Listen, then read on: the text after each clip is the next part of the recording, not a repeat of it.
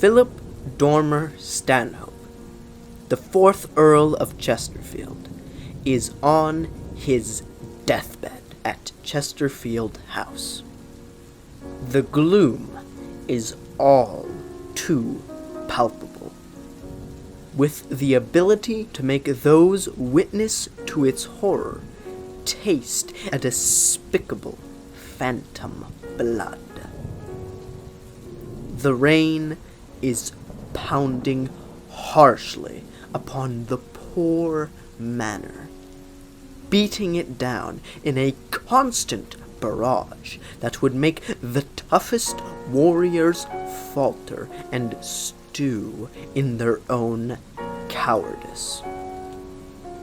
Lightning peppers the dark sky, and thunder roars menacingly at relative intervals, cultivating both a sense of fear and comfort in those within the house. The Earl himself lays sickly and dying on the white bed, a pensive expression on his face, for he knows very well that his time is nigh.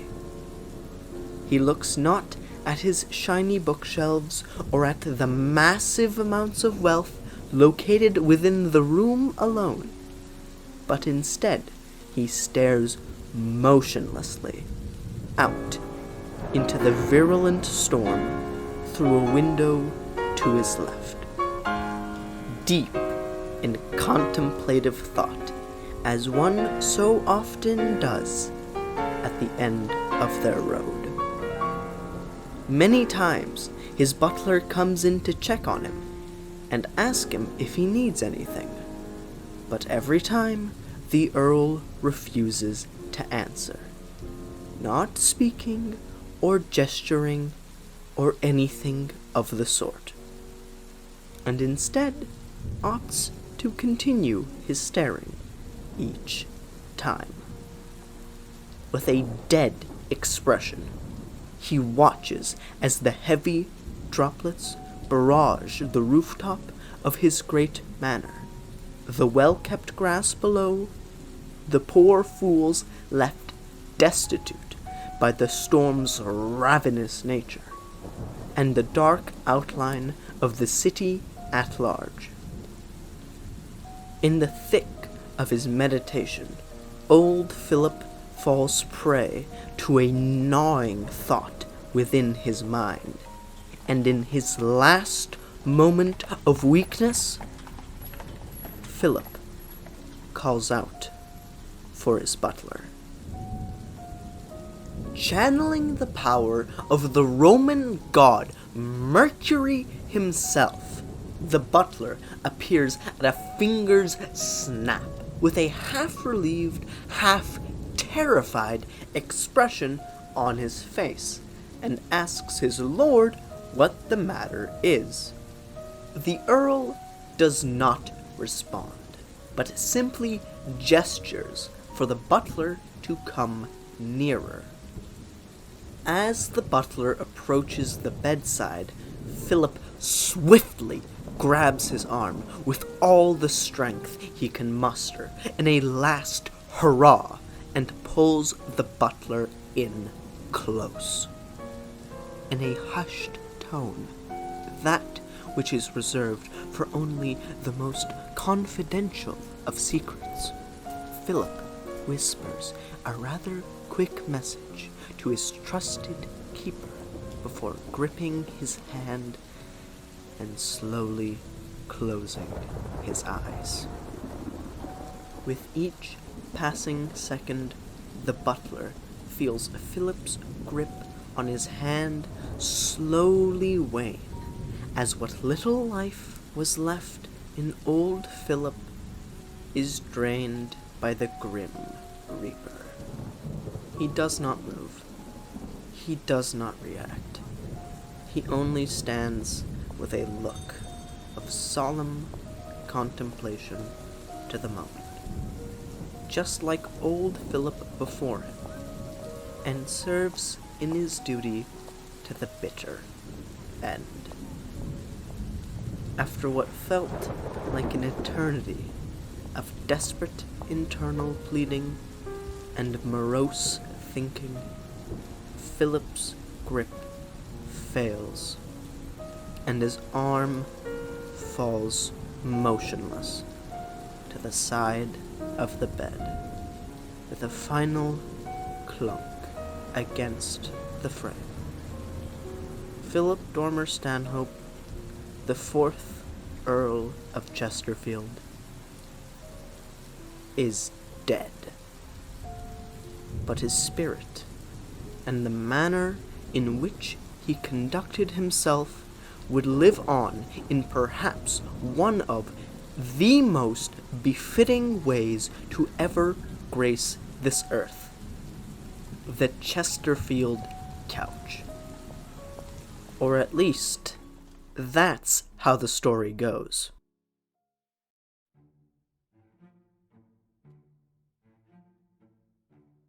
Now, obviously, this little retelling here is dramatized to hell and back, as I do have a knack for flair.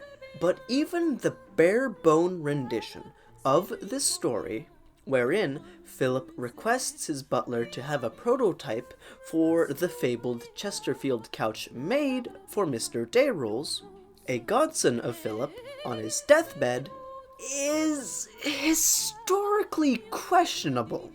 The strongest lines of evidence are at best vague conjecture.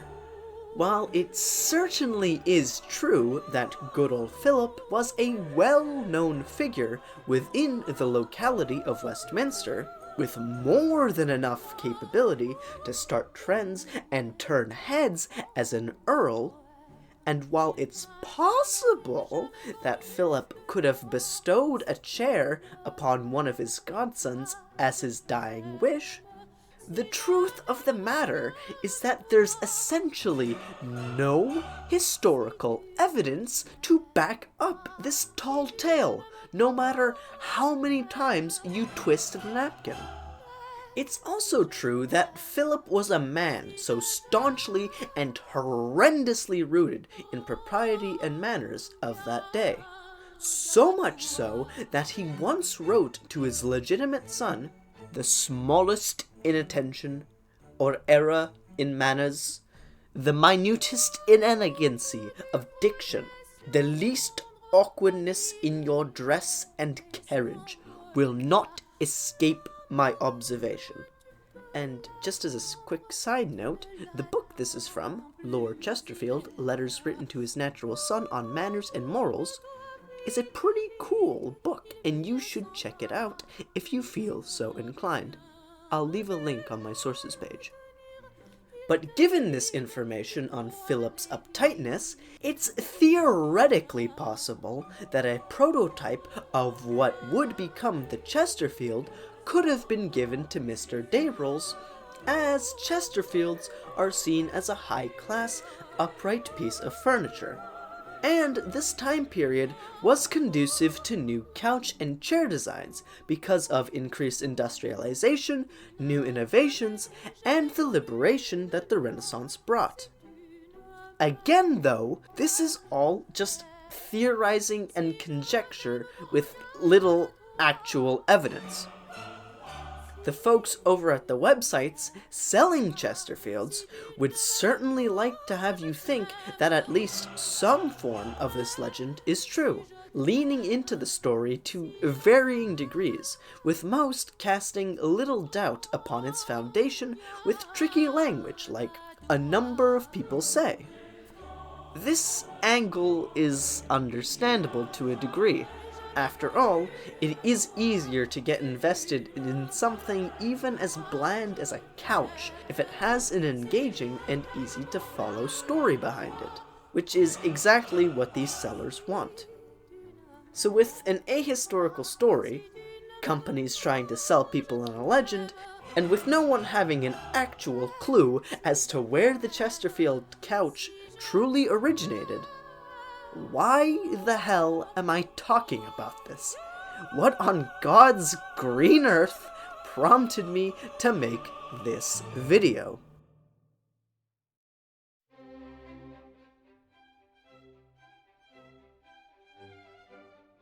Old Canadian people, like all old people, are old. I promise this is relevant. And like all old people, they have been raised under a completely different set of norms and standards with regards to culture and society. Included in this vast list of cultural markings that people of age might have is the common slang and vernacular of the day. Language is in a perpetual state of rapid change, with new words entering and old words kicking the can on a constant basis. One very specific victim of this trend is none other than the word Chesterfield. It is perhaps a little unfair to say that the word Chesterfield has kicked the can. It is still very much alive and well within its spaces, but it has mostly disappeared from the common tongue here in Canada. For those who may not live in a country where the word was popular, or simply do not know, Chesterfield was at one point a common word used on the same level as couch, sofa, and all the other various synonyms we have. I was acquainted with the term myself a long while ago by an old family friend of mine who is now in her late 70s, as whenever we were over, she'd sometimes refer to the couch as a Chesterfield. As time passed by, I quickly forgot the word even existed, until very recently when it popped back into my mind without a moment's notice. And I became so deeply enamored by its unique and whimsical charm.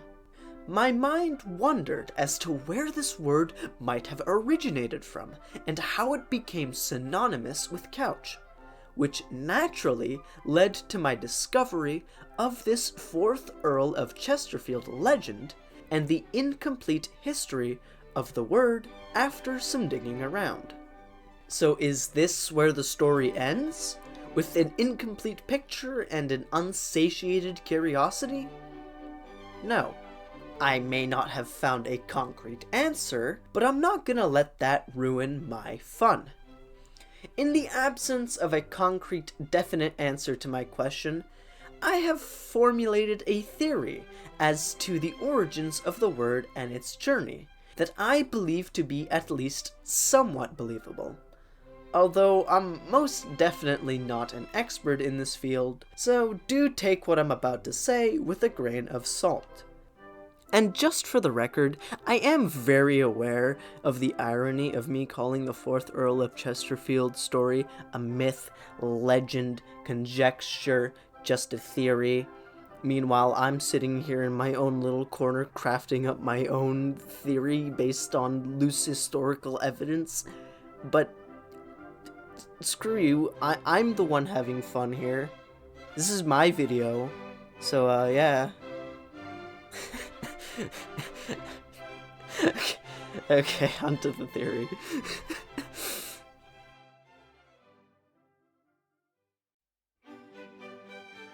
Let's take this one step at a time, starting with the origins.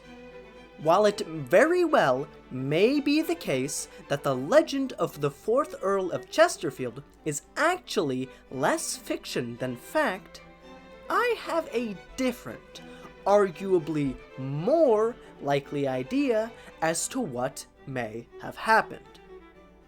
Now tell me, what do the companies Fuji, Adobe Systems, Nokia, and Cisco all have in common?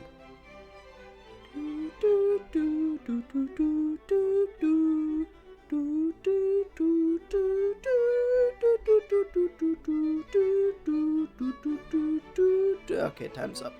The simple thread that connects all of these companies, is within the names themselves. They're all derived from places.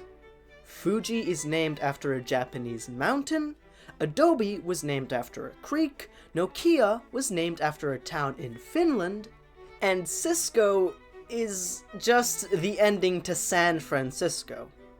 It's not that much of a stretch to think that the couch company that started making Chesterfields might have named themselves after the name of the place they lived.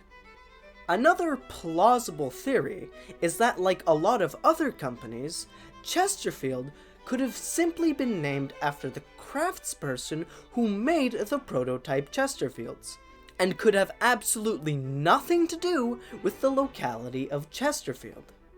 Chesterfield got its name around the 10th century, from the Saxon words for Roman town and grazing field, literally Casterfeld. But it is possible, very much so, that someone was named after Chesterfield and then went on to create the Chesterfield. I will say, though, that I do find this name hypothesis a little less compelling than simply just naming it after the place it was made in, so I will stick with that for the remainder of the video. But regardless, with a plausible case for how the company itself may have gotten its name, it's time to look at how it may have entered circulation.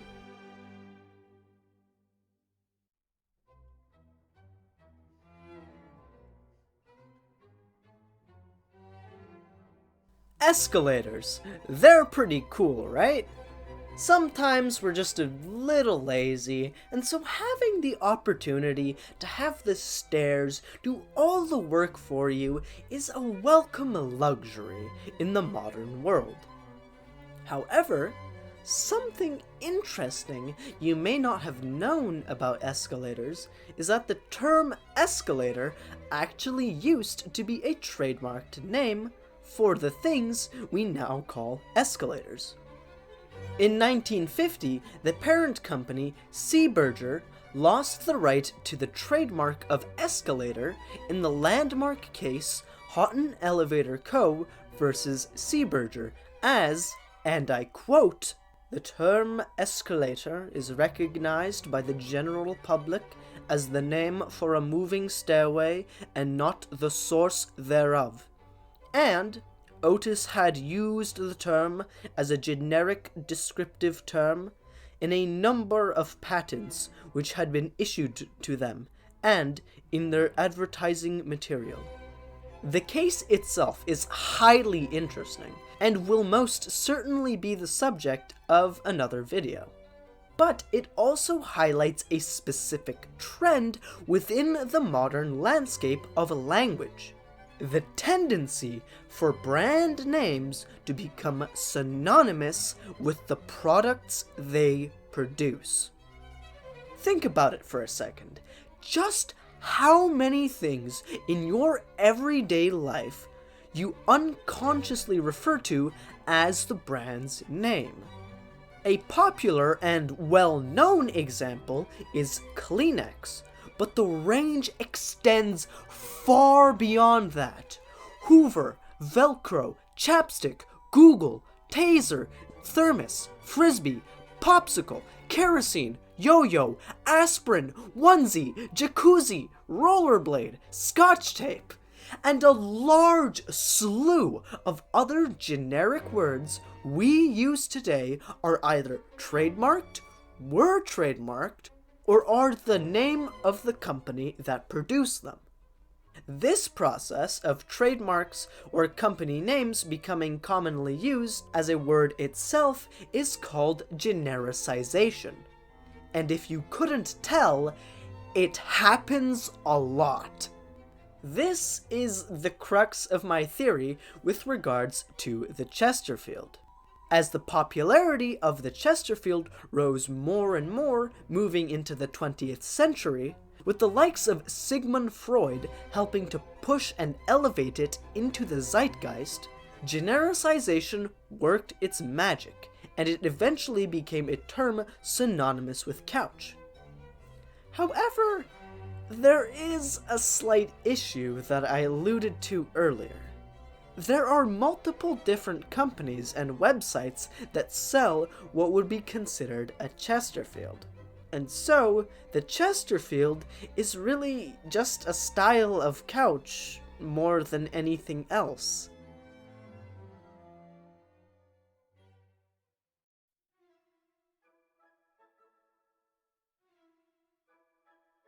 This doesn't have to be the end of it, though.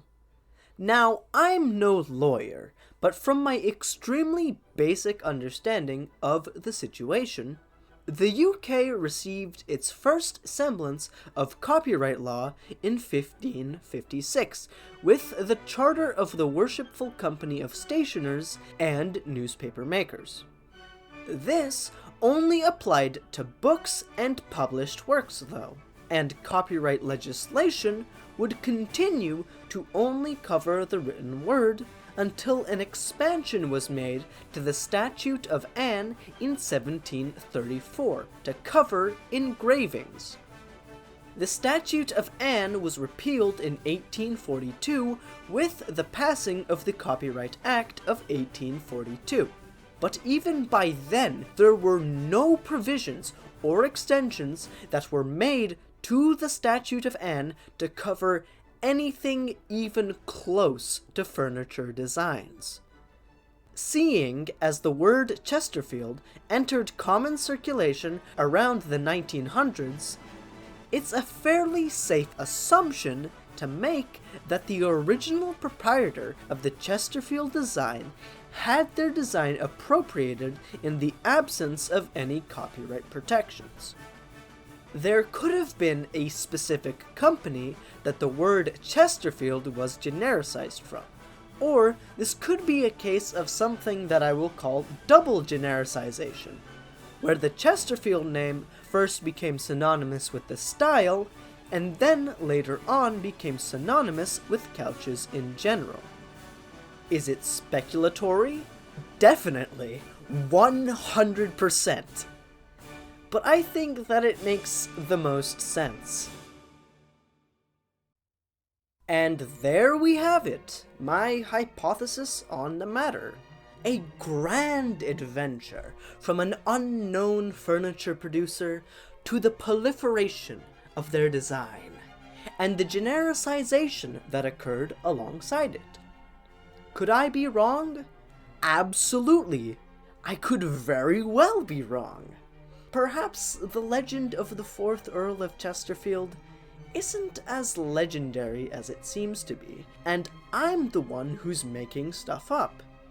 Perhaps there are some first-hand documents that I missed in my research, which lends credibility to the story of Philip.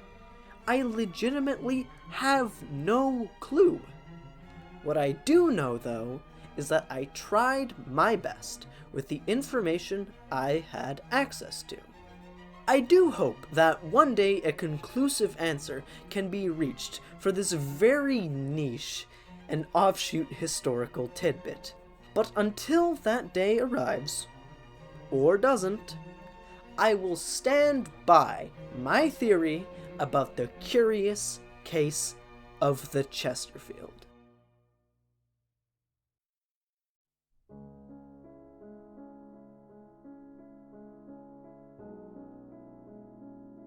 To anyone who made it to the end here, thank you. From the bottom of my heart. I couldn't imagine that me rambling about something so seemingly dull and obscure could be so interesting to, anybody. Regardless of what you think of my hypothesis and how legitimate it may actually be, I do hope that you at least learned something interesting from this video about the weird and wacky world that we find ourselves in. I know I certainly did. I researched things for this video that I didn't even know existed or ever expected to look up. I couldn't have ever seen myself having to research early copyright law in the UK to make a point in a video. Yet here I am, having done just that. I guess that's what makes this so fun and interesting, though. learning about things you otherwise would have never even thought to have looked up. Now, I'm gonna feel kinda slimy for asking this, but if you enjoyed the video so much so that you're still here, I'll be making content in a similar vein to this on my channel, so perhaps subscribe if you want to see more of it. Also, leaving a like would really help. I hope all of you who are still watching have an amazing rest of your day. And remember that you are enough and you deserve to be happy.